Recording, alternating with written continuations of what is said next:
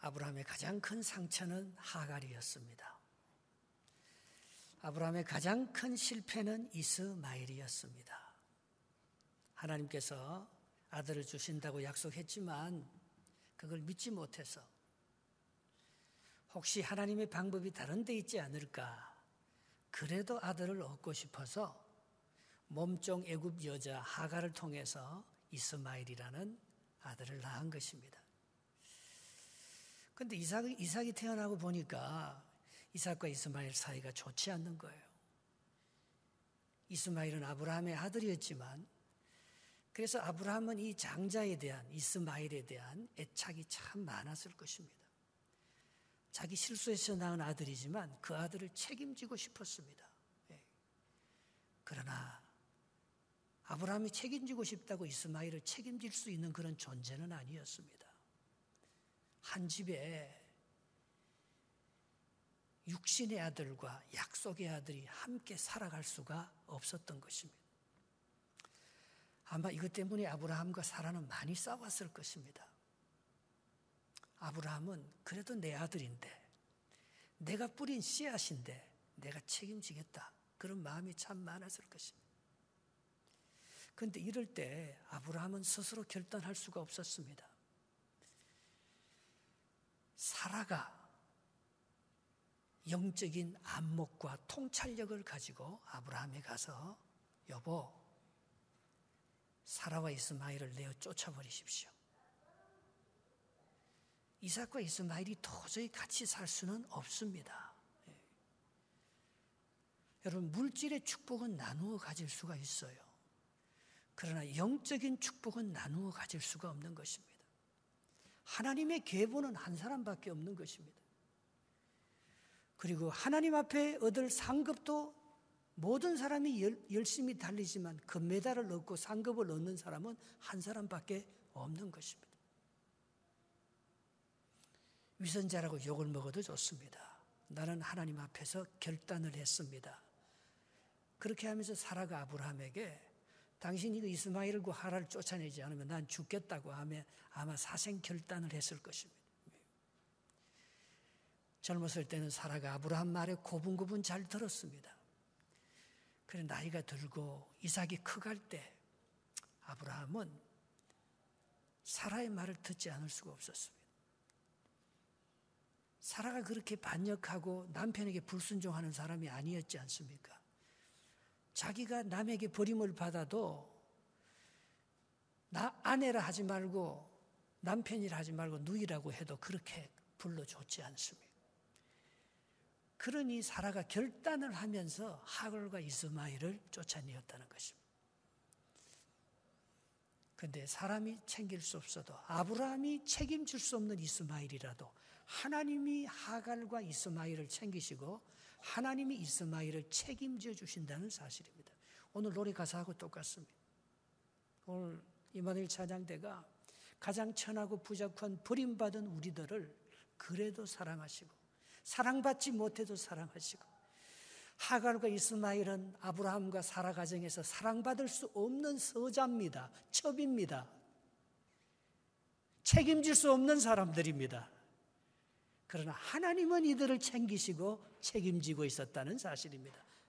오늘 본문 12절 그렇게 시작됩니다. 같이 한번 읽어보겠습니다. 시작. 사라의 여종 애굽인 하갈이 아브라함에게 낳은 아들 이삼의 족보는 이러하고 했습니다.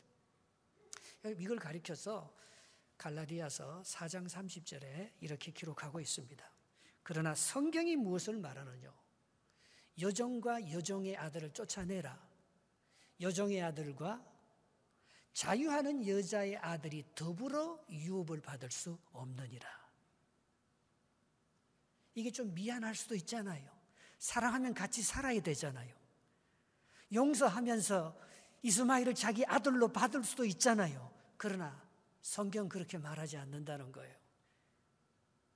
육신의 자녀와 약속의 자녀는 함께 공존할 수 없다는 것입니다. 우리 안에 예수 그리스도를 믿고 하나님의 사람이 되었으면, 하나님의 사람으로 거듭났으면 육신의 일을 버려야 합니다. 옛사람은 죽은 것입니다. 우리의 옛자는 십자가에 못 박아 죽은 것입니다. 더 이상 육신의 자녀에 미련을 둘 필요가 없다는 것입니다. 그건 내가 책임질 수 없는 일입니다. 그건 내가 버려야 될 매정하지만 어쩌면 위선자라고 그렇게 아브라함이 네가 한 일을 왜 네가 책임지지 못하냐고 양심의 소리가 있었겠지만은 우리는 그것을 버리지 않고는 이스마엘을 버리지 않고는 이삭이 그 집안에서 약속의 유업을 가질 수가 없는 거예요. 아브라함이 얼마나 부자입니까? 그걸 나누어 가질 수가 있어요. 물질은 좀 나누어 가질 수 있을 거예요. 그러나 아브라함과 이삭과 야곱으로 이어지는 영적인 계보, 다윗과 아브라함과 예수 그리스도로 이어지는 메시아의 계보는 이삭만이, 자유하는 여종 사라에게서 난 아이만이, 이삭만이 하나님의 약속의 유업을 이을 수가 있지, 이스마엘은 그 약속을 이을 수가 없었다는 것입니다.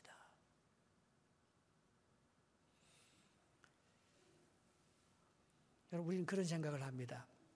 내 부인이 기도도 많이 하고 예수도 잘 믿는데 내 부인의 처마폭만, 우리 엄마가 나를 위해서, 아들을 위해서 기도를 많이 하는데 아들이 엄마의 손만 잡고 있으면 나도 구원받고 천국 갈 수 있지 않겠는가, 그런 생각을 할 수가 있습니다.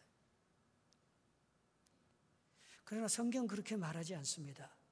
우리가 믿은 우리의 믿음으로 천국 가는 것이죠. 우리가 잘못한 우리의 실수로 우리가 심판받는 거지, 우리가 잘못했다고 우리의 아들이 심판받지는 않잖아요. 에스겔서 18장 2절에 이스라엘의 속담에 말하기를 아비가 신포도를 먹었는데 아들의 이빨이 시다 함이 어찌미요, 이렇게 말했습니다. 아버지가 신포도를 먹었으면 아버지의 이빨이 시야지요. 아버지가 신포도를 먹었는데 아들의 이빨이 시면 안 되잖아요. 아버지는 아버지가 지은 죄로 아버지가 심판을 받는 것이지, 아버지가 신포도를 먹었다고 아들이 심판을 받으면 어떻게 됩니까? 아브라함이 잘못해서 서자 이스마엘을 낳았다고 그건 아브라함의 잘못이고 아브라함이 받을 심판이지, 아브라함이 잘못된 이스마엘이 서자라고 잘못된 거 아니잖아요. 이스마엘이 심판을 받을 이유가 없잖아요. 이스마엘은 자기의 죄로 심판을 받을 뿐입니다. 아브라함은 이스마엘을 책임지지 못하고 챙겨주지 못해도 하나님은 따로 이스마엘을 챙겨주고 이스마엘을 축복할 다른 길을 열어놓고 계시다는 사실입니다. 그래서 오늘 성경의 족보에 이스마엘의 족보가 나오는 거예요. 하나님께서 야곱에게 12아들의 축복을 준 것처럼 이스마엘에게도 12두령, 12자손을 그에게 허락해 줘서 둘이 세력의 균형을 이루면서 잘 살아갈 수 있도록 이삭에게 준 축복을 이스마엘에게도 동일하게 주는 축복을 볼 수가 있습니다. 13절, 14절, 15절입니다. 같이 한번 읽어보겠습니다. 시작. 이스마엘의 아들들의 이름은 그 이름과 그 세대대로 그와 같으니라. 이스마엘의 장자는 느바요시요, 두 번째는 게달, 압부엘과 밉삼과 미스마와 두마와 마사, 하닷과 데마와 여드물과 나비스와 게드마니, 이 12명을 줬다는 것입니다. 하나님의 사랑이 얼마나 큰지, 세상은 우리를 버려도 하나님은 우리를 버리지 않는다는 사실을 볼 수가 있습니다. 아브라함은 책임지고 싶어도 이스마엘을 책임질 수 없었지만 하나님께서는 이스마엘을 지키시고 보호하시고 그의 후손들을 이렇게 12아들이나 되어서 큰 민족을 이루게 해 주셨다는 것입니다. 여러분, 하갈의 입장에서 만약에 버림받지 않고 아브라함 집에 계속 있었다면 그는 사라의 종 이상이 넘어가지 못합니다. 그러나 사라가 버렸기 때문에 하갈은 자유인이 된 거예요. 만약에 이스마엘이 아브라함 집에 있었다면 그것은 사라의 아들이지 하갈의 아들이 아닙니다. 그러나 쫓겨났기 때문에 하갈은 이스마엘이 정식으로 자기 아들로 삼을 수 있게 된 거잖아요. 그래서 성경은 이렇게 말합니다. 유대인이 메시아를 거부하고 십자가에 못 박혀 죽었기 때문에 그 구원의 축복이 이방인에게 넘어온 것이라는 것입니다. 로마서 11장 12절에 그들의 넘어짐이 세상의 풍요로움이 되고 그들의 실패가 선택받은 선민 이스라엘 아브라함의 실패가 이방인에게 풍성함이 되었던데 만약에 그들의 충만함이리요. 그렇게 기록하고 있는 것입니다. 여러분, 만약에 이스라엘이 예수님을 영접하고 그들이 메시아를 온전히 다 섬기고 풍성한 축복을 누렸다면 우리 같은 이방인에게, 우리 같은 한국 사람에게 예수 그리스도를 믿고 구원받을 기회가 어떻게 왔겠습니까? 만약에 아브라함과 사라가 하갈을 버리지 않았다면 저 아람 민족이라는, 이스마엘의 후손이라는 저 중동 민족들이 어떻게 탄생할 수 있었겠습니까? 우리가 버림받았지만 하나님은 그 버림받은 그 민족을 버리지 아니하시고 또 다른 민족을 이루게 하셔서 그 민족에게, 아브라함에게 준 똑같은 축복, 내가 너로 말미암아 큰 민족을 이루어 주겠다 하는 그 축복을 동일하게 허락해 주시는 것을 볼 수가 있습니다. 하나님께서 최초로 천사가 나타나서 응답하신 것은 사라가 아니고 하갈이에요. 하갈이 사라의 미움을 받고 쫓겨났었을 때 광야에서 울부짖잖아요. 내가 이젠 죽게 되었다고 할 때 하나님께서 사라에게 나타나셔서 네 아들 이스마엘이라고, 그것은 하나님께서 네 기도를 들으셨다고 하면서 이 광야가 샘물로 변하는 역사와 축복을 허락해 주셨습니다.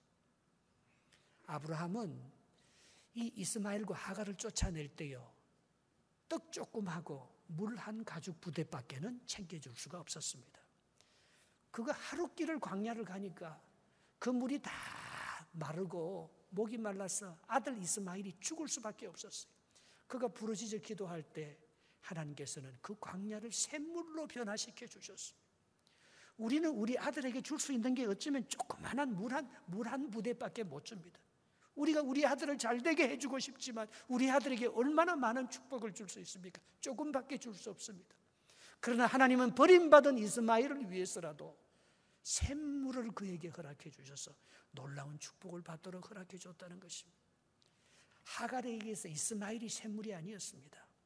하갈에 있어서 샘물은 하나님의 말씀이었습니다. 하나님께서 그 눈을 뜨게 하시고 옆에 보라고, 내가 너를 위해서, 여호와 이레 하나님께서 이삭을 위해서 양 한 마리를 준비해 준 것과 똑같이 하나님은 이스마엘을 위해서 샘물을 준비해 주셔서 하갈과 이스마엘의 후손들 12자손들이 큰 민족을 이루고 그 광야 같은 땅에서 아름다운 축복을 누리며 살아갈 수 있는 길을 하나님이 열어주셨다고 성경은 말씀하고 있는 거예요.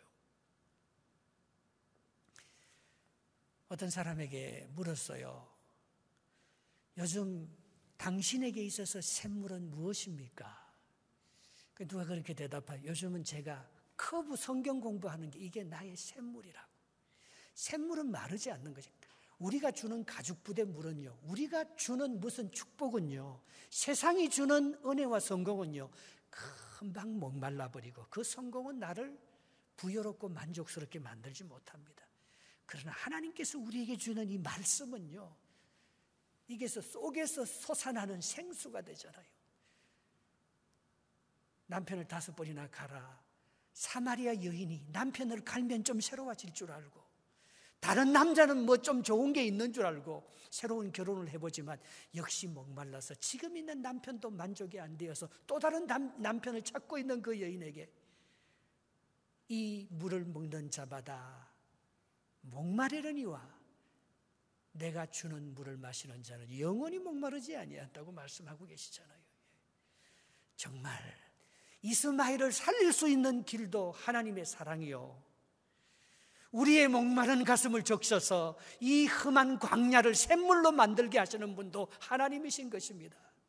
우리가 자식을 축복하고 싶지만 아브라함이 이스마엘을 조금 챙겨준 것, 그거는 금방 이스마엘로 목말라 하게 하지만 그들에게 12자손을 주시고 그들에게 이삭에게 준 똑같은 축복을 허락해 주셔서 12두령으로 살게 하시는 그분도 바로 하나님의 은혜였다는 것입니다.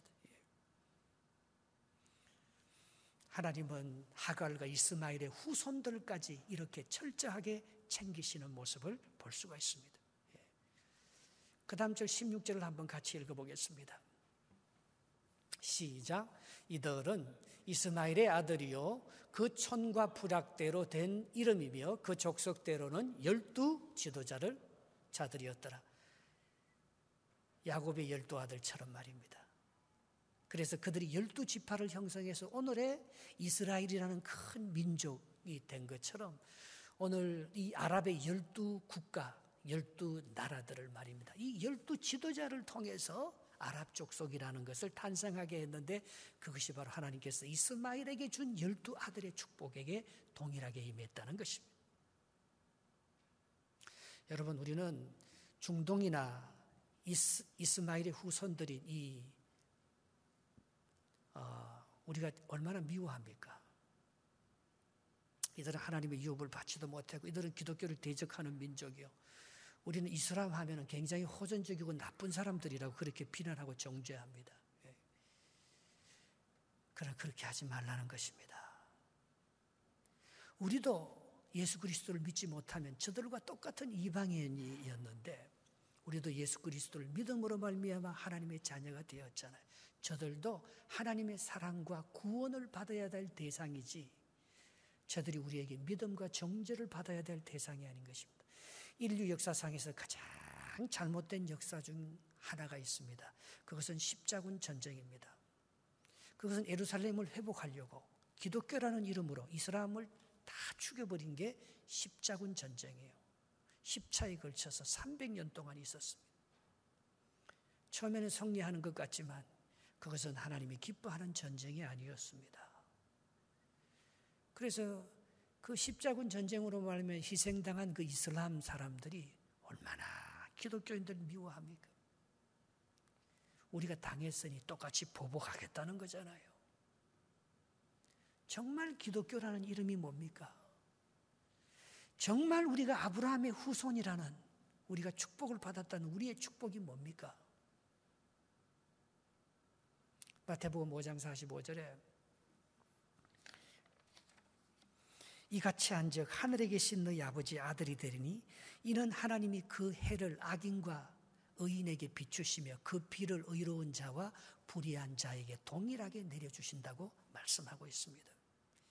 하나님이 의인만 사랑하나요? 악인도 사랑해갖고 햇빛을 주신다는 거예요. 하나님께서 의로운 자만 사랑하나요? 하나님은 불의한 자도 사랑해서 그 비를 똑같이 내려주신다는 거예요. 우리도 전에 악인이었어요. 우리도 조금 전만 해도 불의한 사람이었어요. 그때 하나님께서 햇빛을 걷어가시고 그때 하나님께서 우리에게 비를 내려주시지 않았다면 우리는 벌써 심판받았고 구원받을 자격이 없는 사람이었을걸요. 이같이 하신즉 너희가 하나님 하늘에 계신 너희 아버지 아들 이같이 하라는 말이 그 앞절에 뭡니까? 너희 원수를 사랑하고 너희를 박해하는 자를 위해서 기도하라는 것입니다. 우리도 누군가의 기도로 이렇게 살아남았고 누군가의 사랑으로 이렇게 심판받지 않고 살아남은 것이 하나님의 은혜였다는 것을 우리에게 말씀해 주고 있는 것입니다. 이 세상에 버림받아도 될 사람은 아무도 없습니다. 이 세상에 미워해도 되는 원수는 아무도 없습니다. 우리 모두는 사랑받아야 할 존재입니다. 이스마엘도 하나님이 챙기시듯이 아브라함이 챙길 수 없는 존재들이 많습니다. 내 남편이 바람을 피워서 서자를 낳고 몰래 찾아가서 뒷돈을 주면요, 그거 모르는 척 해야 돼요. 서자도 살아남아야 되잖아요. 내 아들만 살아남는 게 아니잖아요. 하나님은 악인과 선인에게 똑같이 햇빛을 주시고 비를 내려주시는 것처럼 하나님은 이 땅에 생존하는 모든 사람들을 사랑하시고 그들을 축복해 주시기를 원하시는 것입니다.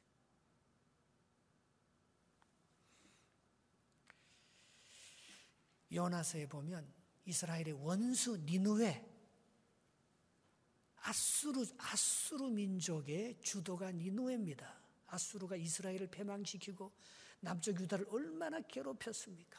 그 원수의 나라에 하나님께서 요나에게 니느웨에 가서 복음을 전해서 하나님의 사랑을 전하고 그들을 구원하라 할 때 니느웨 요나가 가고 싶지 않았습니다. 그러나 하나님께서는 요나를 바닷물 속에 빠뜨리고 고래 뱃속에 넣더라도 그 너 원수의 나라인 니느웨에 가서 하나님의 사랑과 구원을 외치라고 하셨어요. 우리는 구약이 하나님이 잔인하다고 했어요. 구약은 원수를 그 아이까지 시족까지 다 멸망시키는 하나님의 그 나쁜 하나님이라고 알고 있습니다.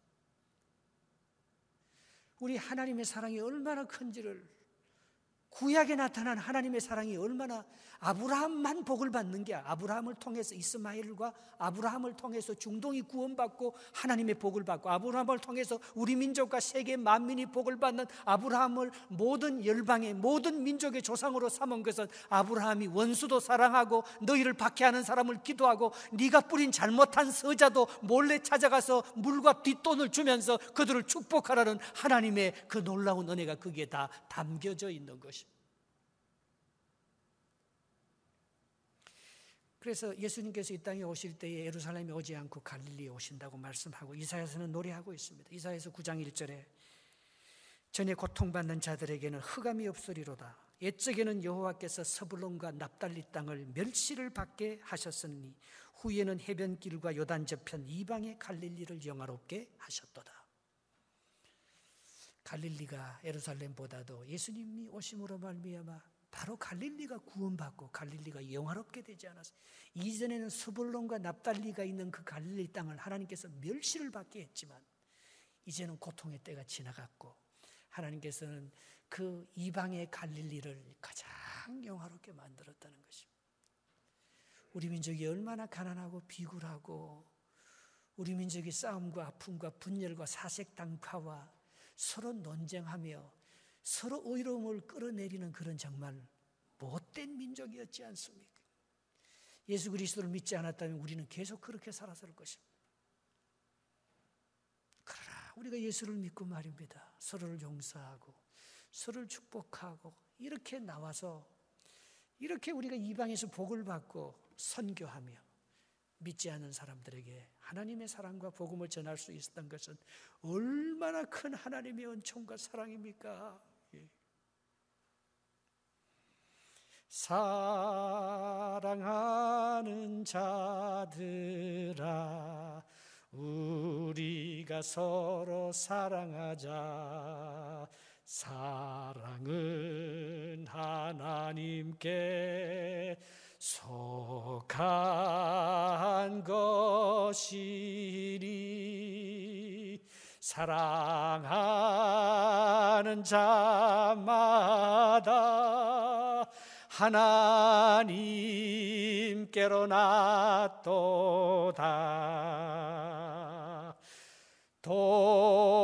독생자를 세상에 보내심은 우리를 살리게 하시려 화목제로 보내셨도다. 화목제로 보내도다.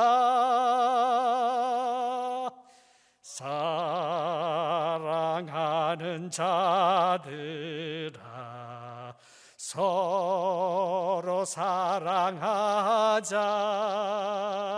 사랑은 하나님께 속한 것이니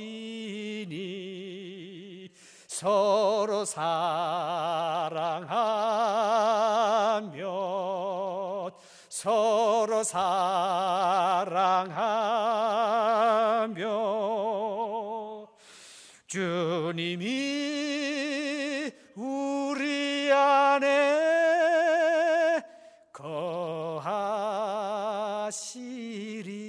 거하시리로다.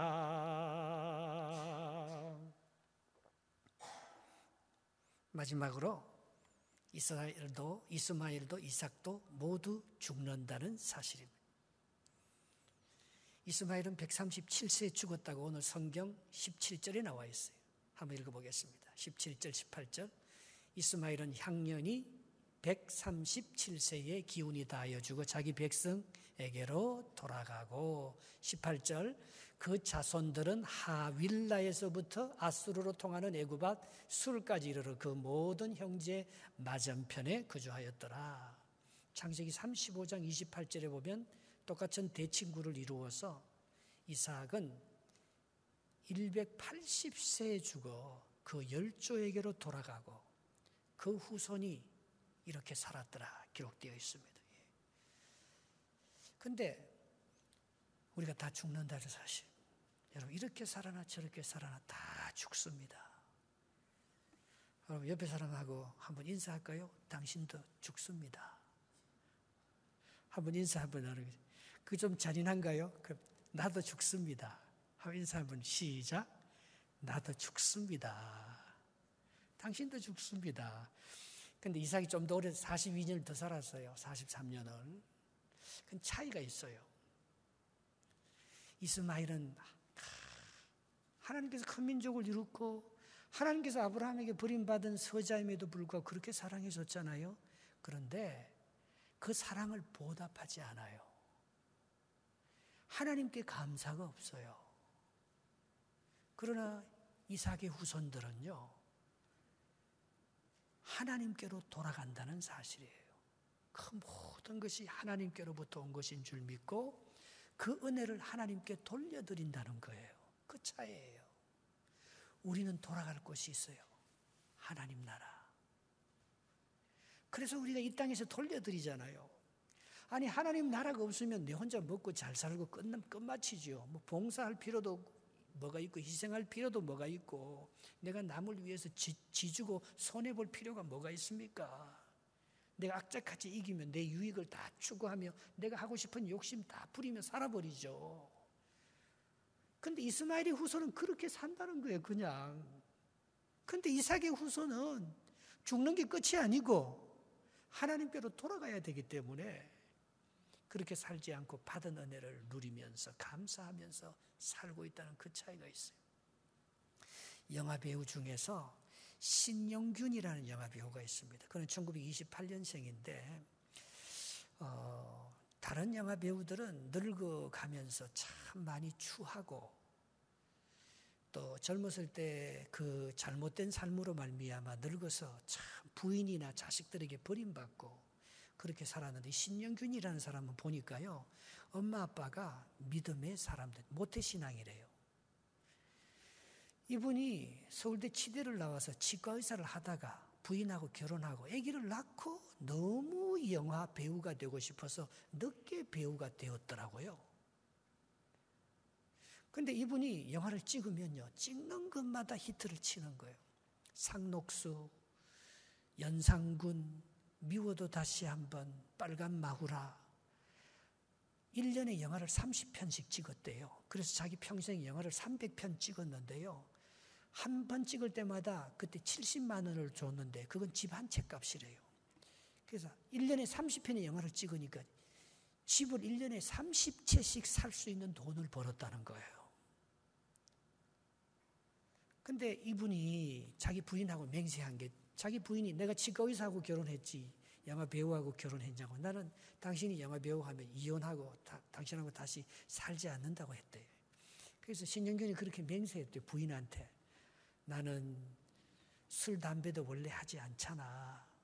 나는 여자는 마약도 하지 않고 나는 가정 제일주의로 나는 당신과 나의 자식, 가족밖에 없어. 나는 당신만을 위해서 당신만을 사랑하며 살아갈 그걸 지킨 사람이 신영균이라는 거예요. 즉 1977년에 그때 돈을 많이 벌어서 명보극장을 샀는데 그게 7억이었대요. 그때 7억 주고. 근데 40년이 지난 지금 명보극장, 명보센터가요 400억, 500억을 한대요. 근데 이 400억을 말입니다. 영화진흥공단과 후배들의 배우들의 그 삶을 위해서 사회에 환원했어요. 그리고 100억은 서울대학교 자기 모교에 이 건축 땅 부지를 사는데 건축원금 100억 했어요. 500억을 사회에 다 바쳤다는 거예요.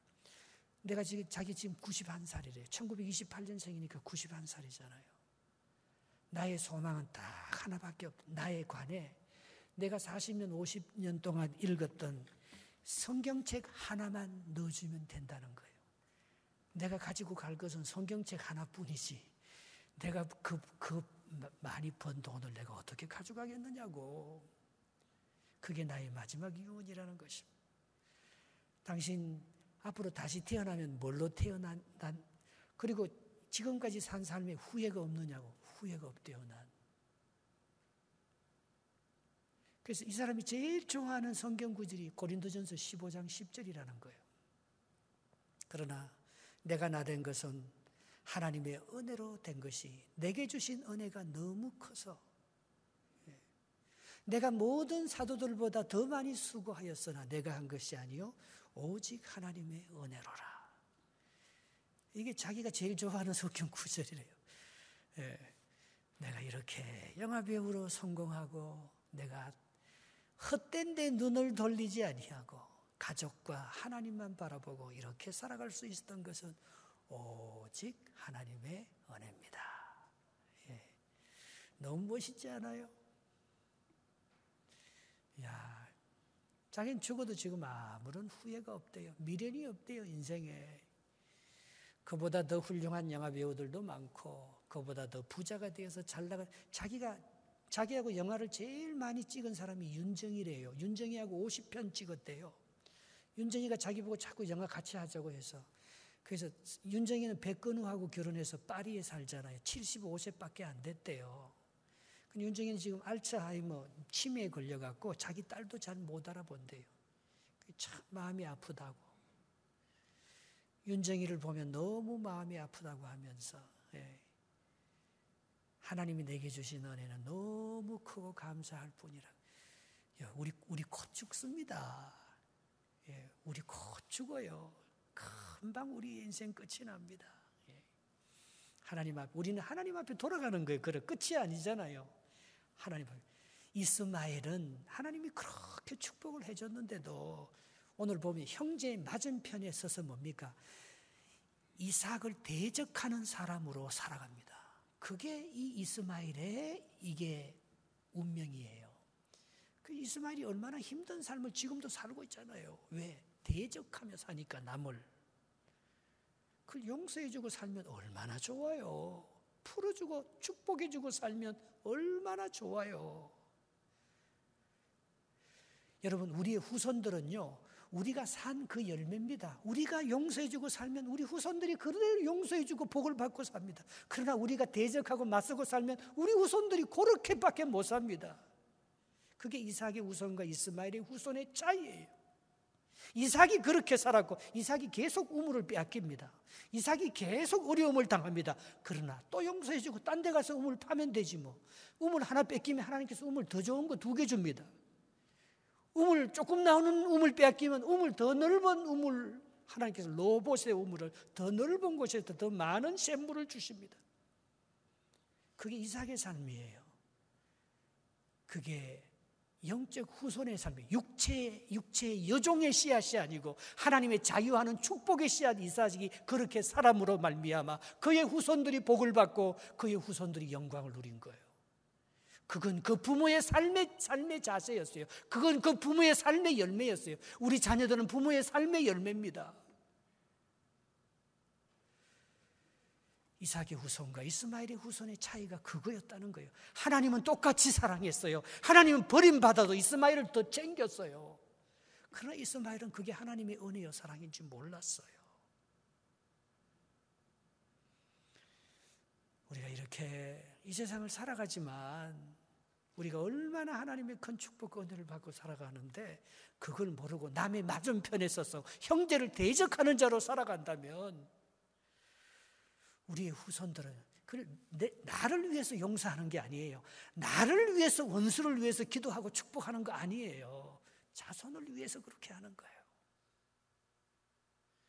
하나님이 주실 축복이 너무나 크기 때문에 저와 여러분들이 정말 약속의 자녀 후손이 되어서 우리도 원래 이방인이요, 우리도 원래 서자요, 버림받은 사람에 불과하지만 하나님께서 우리에게도 그런 은혜를 베풀어 주셨으니 그분께 보답하고 사는 것입니다. 이웃에게 사랑을 베풀고 나누고 사는 것입니다.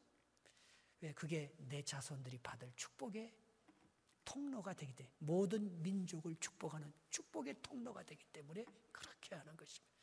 하나님의 놀라운 은혜와 축복이 여러분 삶 가운데 넘쳐나기를 주님의 이름으로 축복. 우리 한 2분 동안 같이 한번 기도합시다. 우리의 후손들을 위해서.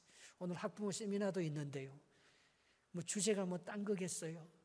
우리의 믿음의 유산과 신앙, 우리가 어떻게 키워야지만이 우리 자손들이 복을 받고 정말 이삭의 후손들처럼 영원토록 아브라함과 다윗의 후손 메시아의 계보를 이어가는 영원토록 복을 받는 우리의 가문이 되게 해달라고 하나님께 우리의 마음을 드리며 함께 기도하겠습니다. 반주 부탁합니다.